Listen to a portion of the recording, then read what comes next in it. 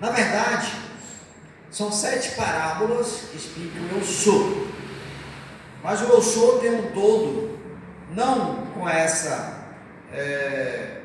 propriedade e explicando o eu sou, uma parábola se tratando do eu sou, mas são 23 ao todo. Mas o eu sou, dentro da propriedade da palavra, como ele se apresentou a Moisés lá no monte de Deus, Monte Horebe, quando ele viu aquela sarça ardente. Você se lembra que eu falei que Moisés apareceu, Deus apareceu a Moisés, capacitando para ser o libertador do seu povo. E ali ele perguntou: Senhor, eu vou para o Egito, e alguém vai perguntar, você está vindo aqui em nome de quem? Qual o teu nome? Dentre os muitos nomes que o Senhor tem, ele falou assim: o eu sou. Diga aqui: o eu sou enviou a vós. Melhora um pouco esse som, por favor. O eu sou enviou a vós. Essa é uma declaração que ela traz a completude, né? Nada fica a desejar, né? no que o Senhor quis dizer para Moisés. E eu me lembro uma vez que eu estava em Barreiras, estava num culto lá, e eu li lá o que está em João 14, 6. Ali temos um eu sou, né? Eu sou o caminho, a verdade e a vida. E eu me lembro que quando eu estava pregando com base nesse texto, isso foi em 2005, acho que foi 2005, não, é 2005? 2005. Me lembro que eu fiz essa alusão vindo lá de Moisés. Eu falei assim: imagine se o Senhor simplesmente chegou para Moisés e declarou: eu sou, enviou a vós. Aí o eu sou agora encarnado na pessoa do Senhor Jesus Cristo chega para nós e traz uma série do eu sou, ou seja, dos adjetivos, né, do eu sou. E se Moisés tivesse ouvido isso, né, como os discípulos tiveram o privilégio, eu sou o caminho, eu sou a verdade, eu sou a vida. E como nós vamos ver agora pela noite, né, eu sou o pão da vida. Então, aqui ele traz uma série de um eu sou, em que não foi preciso falar isso lá para Moisés, porque Moisés entendeu pela propriedade da palavra e pela amplitude do significado da palavra, o eu sou, ali em Gênesis, quando o Senhor falou com Moisés. Em Gênesis, em Êxodo, né? Êxodo 3. Muito bem. Dentro desse contexto aqui, a gente precisa entender o porquê que o Senhor usou João para escrever alguns números interessantes aqui, né? Dentre os milagres, foram 7 milagres.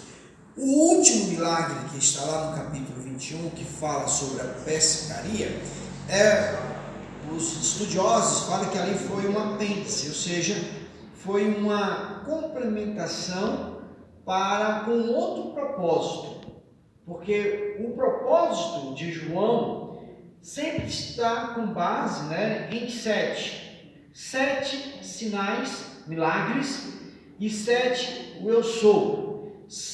E esses, o eu sou e os 7 sinais, 7 milagres, tinha como único propósito, como está lá no capítulo 20, no verso 30, acho que é 38, deixa eu ver aqui, verso 30, que diz assim: na verdade fez Jesus diante dos discípulos muitos outros sinais que não estão escritos neste livro. Estes, porém, foram registrados para que creiais que Jesus é o Cristo, o Filho de Deus, e para que crendo tenhais vida em seu nome. Então, aqui está o propósito do livro, né? O propósito do livro pela qual João escreveu. E ele escreveu esses 7 sinais com esse fim. Aí o último sinal, que está aqui no capítulo 21, já foi com outro propósito que eu já preguei, que foi reafirmando, animando, fortalecendo o chamado dos apóstolos e especialmente Pedro como líder dos discípulos, né? Em que o Senhor foi necessário ali fazer mais um milagrinho, né? Porque Pedro ali foi, como eu costumo falar nas minhas mensagens, ali foi a última sessão psicológica do Senhor Jesus Cristo com Pedro. Ali Pedro, o velho Pedro, ficou no mar da Galileia e o novo Pedro, crente em Cristo Jesus, né, saiu daquela areia ali depois de uma conversa com o Senhor, renovado em espírito, de espírito, né, não de canela de fogo, certo? Mas com toda a coragem, com toda a força. E aí ele usa os 7 eu sou. Com que propósito nesse primeiro eu sou? Observe que o primeiro eu sou, ele fala, eu sou o pão da vida. Qual o contexto aqui? Nos evangelhos sinóticos, que é Mateus, pela ordem, né? Mateus, Marcos e Lucas, tem a passagem, como aqui em João 6, lá no início do capítulo 6, tem a passagem da multiplicação dos pães. Vocês se recordam muito bem desta passagem da multiplicação dos pães. Foram duas, na verdade, dois momentos de multiplicação de pães. Na primeira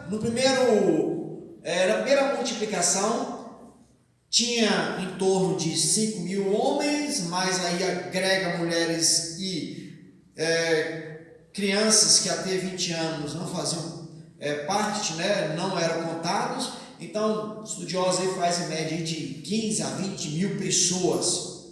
Então, 5.000 ali, mais homens e mulheres, ou seja, mais jovens, crianças e mulheres. Então, tinha ali em torno de 20 mil pessoas para ele alimentar. E tinha apenas 5 pães e 3 peixinhos. Ali teve o primeiro milagre. O foco dos evangelistas sinóticos, né, Mateus, Marcos e Lucas, é mostrar com o propósito, lógico, lá em cada livro, né, mostrar e dar ênfase ao milagre do Senhor, diferentemente aqui de João. João não tem esse propósito de dar foco ao milagre em si, mas explicar o sentido espiritual da multiplicação dos pães. Esse é o propósito, explicar o sentido espiritual da multiplicação dos pães. Num outro momento, ele alimentou 4.000 pessoas, bota mais aí 3, 4, deve estar em torno de 10 a 15 mil pessoas. E nesses dois momentos, os discípulos ainda não tinham entendido, né, o motivo pelo qual o Senhor tinha feito esses 2 milagres. E esses 2 milagres, que aqui para os que gostam de desperdiçar alimentos, né, pode examinar os 2, que no final em que a multidão havia saciado com pão e com peixe, sempre sobrou. E a sobra, o que Jesus Cristo mandou fazer? Jogar fora? Mandou fazer o quê? Recolher. Entendeu? Recolher, não jogar fora. Então, aqui é um princípio do desperdício que é pecado. Entendeu? Desperdício é pecado. Muito cuidado com isso. Jesus, o pão da vida.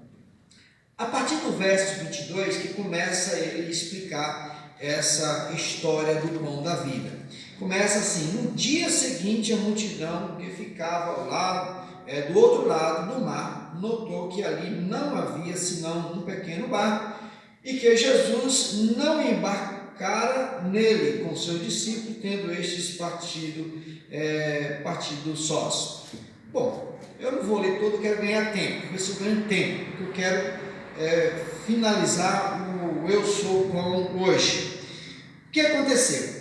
No local onde foi feita a multiplicação dos pães, lá nos evangelhos, Marcos em especial, O Senhor Jesus Cristo, a Bíblia fala assim, que ele impeliu. O que quer dizer isso? Obrigou que os discípulos entrassem no barco e vá para o outro lado do mar da Galileia, que eu vou para o monte ficar sós. Dentro desse contexto, por que ele fez isso? Porque ele tinha percebido que a multidão queria já pegar ele e conclamar como rei da Judéia, e a hora não era aquela. Então ele saiu do meio da multidão, dispensou os discípulos e foi para o monte orar. E foi quando ele, lá para a quarta vigia da noite, foi ao encontro, teve a tempestade, ele acalmou a tempestade.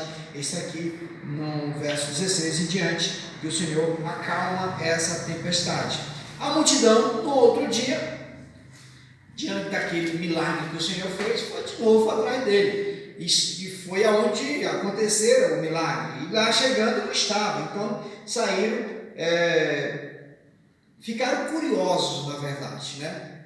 Mas ele estava aqui, ele mandou os discípulos na frente com um barco, não tinha mais barco aqui, ele era para estar aqui. E aí pegaram o barco e disseram, vamos lá para o outro lado. Aí o verso 25 diz, e tendo encontrado no outro lado do mar, lhes perguntaram, mestre, quando chegaste aqui? O Senhor Jesus, percebendo a intenção da conversa aqui, em que ele não estava interessado, vamos colocar assim, em ver Jesus ou em entender os ensinamentos de Jesus. Eles estavam interessados, como ele fala aqui no verso 26, né? Em verdade eu digo que vós me procurais não porque vistes sinais, mas porque comestes dos pães e vos fartastes. Nessa frase aqui, ela nos revela a principal motivação em que os discípulos ou aquela multidão estava procurando o Senhor Jesus. E qual foi a principal motivação? O Senhor Jesus Cristo está falando, vocês não estão me buscando em procurar entender as coisas, discernir as coisas espirituais, mas sim simplesmente encher os seus ventres, encher as suas barrigas. Em outras palavras, foi isso que o Senhor quis dizer para essa multidão, porque ele conhecia muito bem. E aí ele fala no verso 27, trabalhai não pela comida que perece, mas pela que subsiste para a vida eterna, a qual o Filho do Homem vos dará, porque Deus, o Pai, confirmou com o seu selo. Observe que Cristo começou agora a introduzir um diálogo diferente de até então. E nesse diálogo diferente, até então ele estava fazendo sinais, até então ele estava fazendo milagre, era momento de Páscoa, não foi a Páscoa em que ele foi sacrificado, ainda faltava um ano para ele ser crucificado, né? E os discípulos estavam ainda sem entender a natureza, né, na questão espiritual, ele ensinando, fazendo sinais e tudo, e a cegueira era tremenda. E o Senhor agora começa a mudar o seu diálogo com os seus discípulos. Olha, o que vocês devem buscar? O que vocês devem se preocupar? Devem buscar e devem se preocupar com aquilo que subsiste para a vida eterna, ou seja, o alimento eterno, o alimento espiritual. Nesse diálogo aqui, os discípulos meio que ainda curiosos, mas sem entender, e eles perguntaram, o que faremos para realizar as obras de Deus? Jesus respondeu, a obra de Deus é esta, que creais naquele que por ele foi enviado. Estava difícil para os discípulos, porque eles estavam debaixo do jugo, a multidão, de modo geral, né? Debaixo do jugo da lei pesada, não propriamente de Moisés, mas pelas as emendas que eles fizeram na lei, né? Criando várias regras, e que estava dando um total de mais de 600 regras para se cumprir. Tanto é que Cristo falou para eles que eles estavam botando um fardo nas costas dos outros que nem eles mesmos carregavam, que era o grupo dos fariseus. Então era um tremendo sistema farisaico aqui que estava imperando aqui nesse momento. E o que Jesus Cristo aqui está mostrando? Lembra que eu falei nas duas últimas quinta-feiras, eu falei da nova aliança. Mas para entender a nova aliança, a gente tem que voltar um pouco à velha aliança. E a velha aliança, ela está se encerrando justamente aqui nesse ponto. Que a velha aliança se trata da pessoa de Moisés, em que eles tinham toda a sua fé na pessoa de Moisés. Que a partir desse diálogo em diante, o Senhor Jesus Cristo começa a mostrar para ele o sentido real da velha aliança, para quem a velha aliança estava apontando, por que a velha aliança era incompleta. Ela só se tornou completa, ela só se tornou perfeita para quem ela estava apontando, que era Cristo. Porque na velha aliança, homem nenhum teve condição e nem teria condição de cumprir os 10 mandamentos. Precisou Deus, homens, na pessoa de Cristo, vir aqui e cumprir. Tanto é que quando ele estava sendo morto, ele ali consumou a velha aliança. Pai, tudo está consumado. E ali estabelecendo uma nova aliança. E nessa nova aliança a gente observa que mesmo os discípulos vendo ali a própria palavra encarnada, eles não estavam entendendo. Então, aqui nós estamos nesse período de transição, cumprimento da velha, porque para estabelecer um novo estatuto tem que cumprir o velho, né? Então eu estava estabelecendo, cumprindo um antigo estatuto e estabelecendo um novo, cumprindo a velha aliança, que eu falei que essa aqui ela era condicional, entendeu? Então era necessário as pessoas ter a participação delas para poder se fazer valer na sua amplitude, mas eles não tiveram condição de cumprir. Mas na pessoa do Senhor Jesus Cristo, ela tornou-se eterna, porque ele cumpriu e estabeleceu uma nova aliança. Nessa nova aliança, aqui ele começa a mudar esse diálogo, né? Olha, a obra de Deus é esta, que creais naquele que por ele foi enviado. E essa crença aqui tem todo, lá no verso 30, fala assim: porque eu desci do céu, não para fazer a minha própria vontade, e sim a vontade daquele que me enviou. 39. E a vontade de quem me enviou é esta, que nenhum eu perca de todos os que me deu. Pelo contrário, eu o ressuscitarei no último dia. Ou seja, ele não estava nessa nova aliança, ele não estava aqui fazendo a vontade dele, mas estava estabelecendo uma nova aliança, e aí explicando detalhadamente para os discípulos o que a velha aliança apontou lá. Tudo bem que não era um estatuto, mas no decurso da viagem do povo judeu para Canaã, teve aquela passagem do maná, não teve? Em que o Senhor, usando Moisés, orou e o maná desceu. Aquele maná ali, eles não teve o entendimento espiritual que ali estava apontando para Cristo. Ele queria descer, ele que era o pão. E a quem os discípulos, a quem os judeus atribuíam o pão, o maná descer dos céus? Eles atribuíam a Jesus, a Moisés. Tanto é que aqui no verso 32 ele fala, quando eles tinham acabado de falar que o maná, né, que nossos pais, seja Moisés, orou, que Deus mandou e tudo, aí o Senhor replicou: em verdade vos digo, não foi Moisés quem vos deu o pão do céu, o verdadeiro pão do céu é meu Pai quem vos dá. Essa é a razão, quando Moisés morreu, o que a Bíblia fala lá em Judas? que o anjo, Miguel, ele está brigando com quem? Satanás brigando com o anjo na disputa do corpo de Moisés. Por que Moisés, o Senhor convidou ele para o monte e lá mesmo não deu autorização ao povo para sepultar Moisés? Se o povo aqui já estava quase que idolatrando Moisés, imagine se ele estivesse com o corpo de Moisés, tinha feito imagem de Moisés, né? Estava hoje adorando o túmulo de Moisés. Então, essa é uma das explicações que a gente encontra, o porquê que Deus não deixou o povo sepultar Moisés.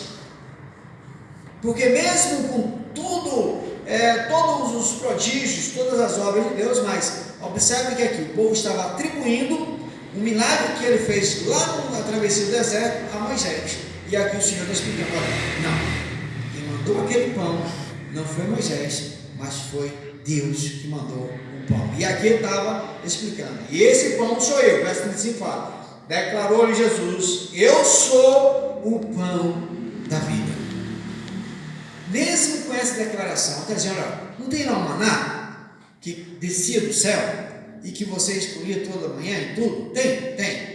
Pois é, aquele maná ali, meu pai estava apontando que um dia ele iria enviar o seu filho, ele mesmo veio aqui para entregar o seu corpo como um pão, ou seja, sendo o pão da vida. E aqui está declarando: eu sou o pão da vida.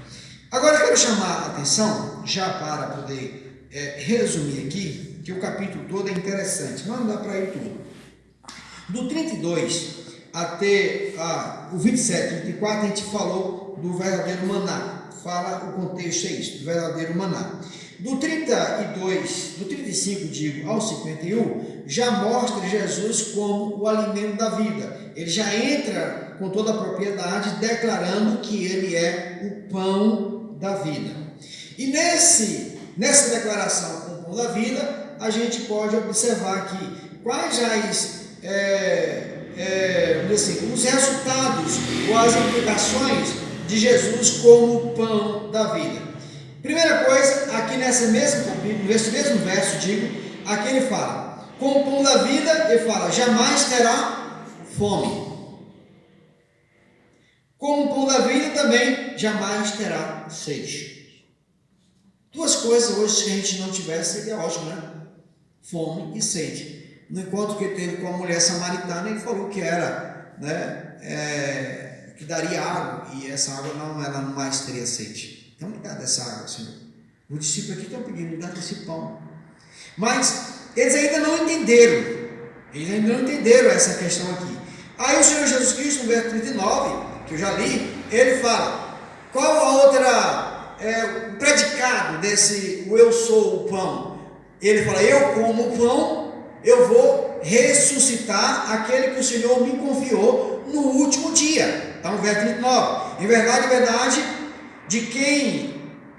e a verdade de quem me enviou é esta: que nenhum eu perca de todos que me deu. Pelo contrário, eu ressuscitarei no último dia. Que aí, ou seja, ele está oferecendo, está dizendo que o pão, o corpo dele, ele como eu sou o pão da vida, e quem dele se alimenta, está dizendo que ainda que morra, como está lá no verso 25 do capítulo 11, ainda que morra, viverá. Ainda que morra, viverá.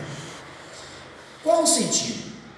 Eu quero chamar a atenção, o tempo já avançou, para aplicar para as nossas vidas.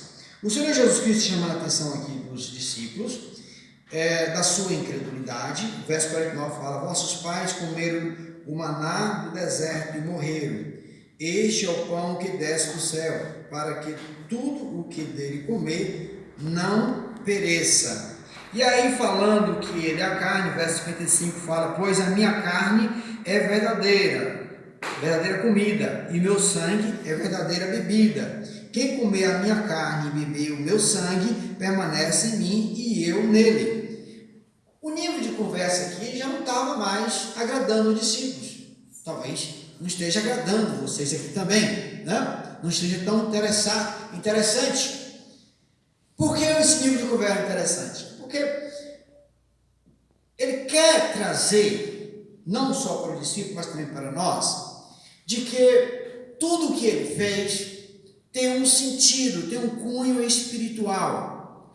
Tudo o que está acontecendo tem um sentido, tem um cunho espiritual. E quando aqui ele esteve, ele usou dessa analogia de dois momentos bíblicos, né? Dois momentos bíblicos, justificando a incredulidade do seu povo, quando aqui, por ocasião da sua volta em especial. E que cuja incredulidade a gente pode observar aqui na vida dos discípulos. Eles ainda não tinham entendido. E aí, do verso 41 em diante, começa toda essa murmuração, criticando, começaram a afastar-se. Olha, era uma multidão. Eu julgo que aqui tinha em torno de porque ele alimentou duas multidões, mas recentemente aqui, da primeira para essa aqui, não me lembro quanto tempo foi depois, mas tudo indica que foi um dia, 2 dias depois, mais ou menos isto. Então a multidão estava querendo saciar, olha só, diante de um homem como esse, Jesus Cristo, trazendo sinais e prodígios, e eles estavam preocupados e buscando o quê? Aquilo que enche a sua barriga. Não estavam preocupados com a vida espiritual. Não estavam preocupados com a vida espiritual. No verso 27 ele fala: vocês não estão buscando, procurando pelo que viste sinais, mas porque comestes dos pães e vos fartastes. Trabalhar não pela comida que perece, mas pela que subsiste. O que é trabalhar? Qual o sentido de trabalhar? E eles começaram a estudar ultimamente isso, né? O que é trabalhar? É crer. O que é crer? Qual a propriedade e a relevância da palavra crer no Senhor Jesus Cristo? Como nós estamos aplicando esta palavra no nosso dia a dia? Porque uma coisa é falar, eu creio. A outra coisa é você viver esta fé bíblica.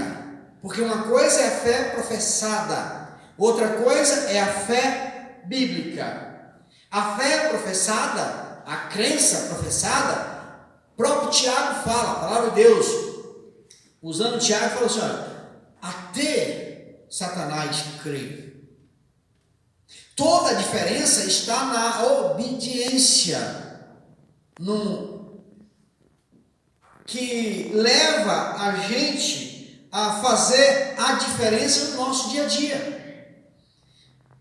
A quem eu devo ouvir? O que eu devo buscar? O que eu devo procurar? Nós precisamos entender, como eu tenho colocado aqui, que nós estamos aqui na qualidade de representantes dos céus.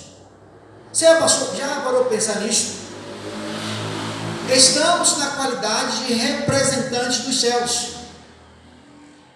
Se nós ficarmos nessa condição aqui desses discípulos, em que uma multidão aí, eu faço as contas de mais ou menos umas 10 mil, e que foram sair um por um, abandonando a Cristo, olha só, era uma multidão. Quem ficou com Cristo? Somente os 12. No final do capítulo aqui fala. E o Senhor Jesus Cristo faz aquela pergunta para Pedro. Então perguntou Jesus aos 12: porventura quereis também vós outros retirar-vos? E Pedro responde: para quem iremos nós, Senhor? Se só tu tens a palavra de vida eterna.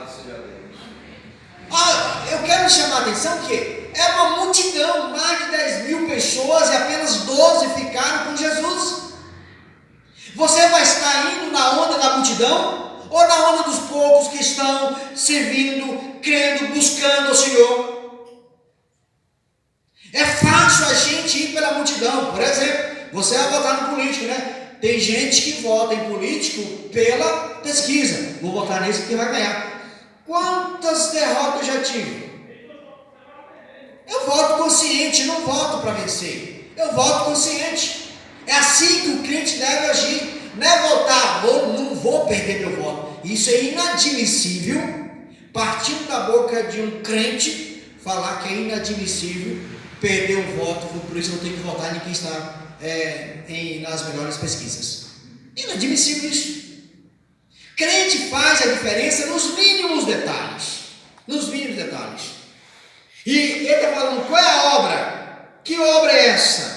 Para podermos ter essa vida eterna. É crer nele. Agora é uma crença que traz, desencadeia uma série de pré-requisitos em nossas vidas e que nos muda, nos transforma, nos torna uma nova criatura. Não é uma crença superficial, artificial. Não é uma crença em que declara e continua vivendo a mesma vida, dando ouvido ao mundo, servindo ao mundo e não fazendo a diferença. Notem, de 10 mil, quem sou eu para poder reclamar os que nos abandonam? Se 10 mil abandonaram a Cristo, imagine quem sou eu? Muitos são chamados, poucos escolhidos. E a Bíblia fala com relação à própria igreja, à própria nação de Israel. Ainda que o número dos judeus seja como as estrelas dos céus, ou como a areia do mar, o remanescente é que será salvo. Amém. Se esforce para fazer parte desse remanescente. Não estou falando se esforçar para fazer parte da igreja batista remanescente. É do remanescente, os poucos, os restos. Esse é o sentido da palavra, os restos. Entende? Os restos. Você se entristece ver os bancos vazios? Aí por isso você vai, não deixa assim triste. Só não pode deixar gente infeliz. Entendeu? Nenhuma atitude de um crente pode me deixar infeliz, mas entristece. Muitos me deixam tristes, mas muitos me dão muita alegria. Entende? Aí, por conta daqueles que estão me entristecendo, eu vou cruzar os braços também e vou seguir a onda dele? É fácil seguir a onda. É fácil. É fácil você dar... e quando assim age, fica fácil e mais propenso a ouvir as autoridades do inferno do que propriamente as autoridades dos céus. Porque assim, nós aqui somos as autoridades dos céus, porque nós estamos representando os céus. Macronize isso na sua mente. Nós vamos continuar com essa cegueira espiritual, como muitos aqui estavam, Jesus Cristo falando, eu sou o pão da vida. O eu sou que apareceu lá, Moisés, agora se encarnou nesse estabelecimento da nova aliança. Ele começa falando, eu sou o pão da vida. Como que nós estamos nos alimentando desse eu sou o pão da vida em nossas vidas? O nosso corpo, ele não precisa, a gente não precisa lembrar dele que ele precisa comer, né? Ele por si só pede. E ai de você se não der comida para ele, não é, meu irmão? Ai, no mínimo 3 refeições, no mínimo 3 refeições.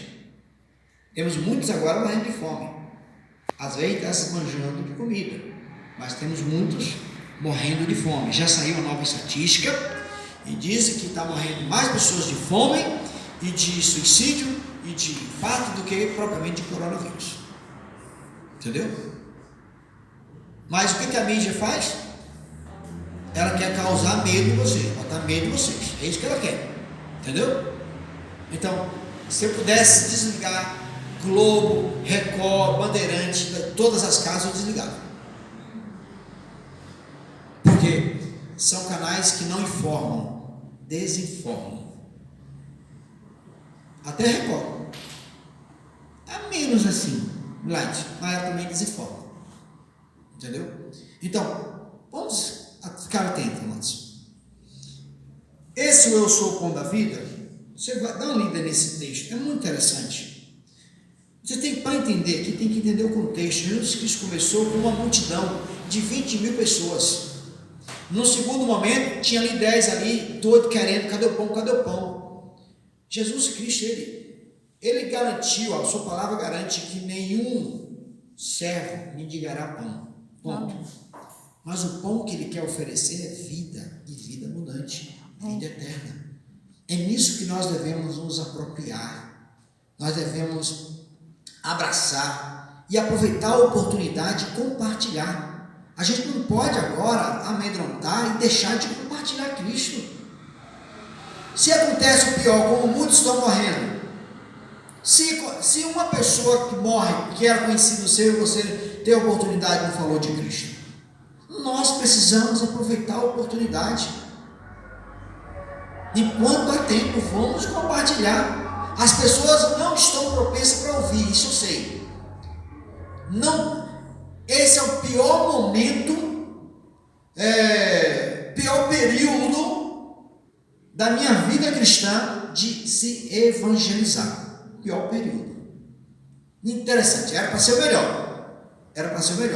Mas tem sido o pior período. Mas por conta disso, você vai deixar de falar? Na grande tribulação, vai ser um período interessante que vai ter 144 mil selados para evangelizar. Que aí vai se cumprir aquela palavra que quando todas as nações ouvir falar de Cristo, assim, aí ele virá.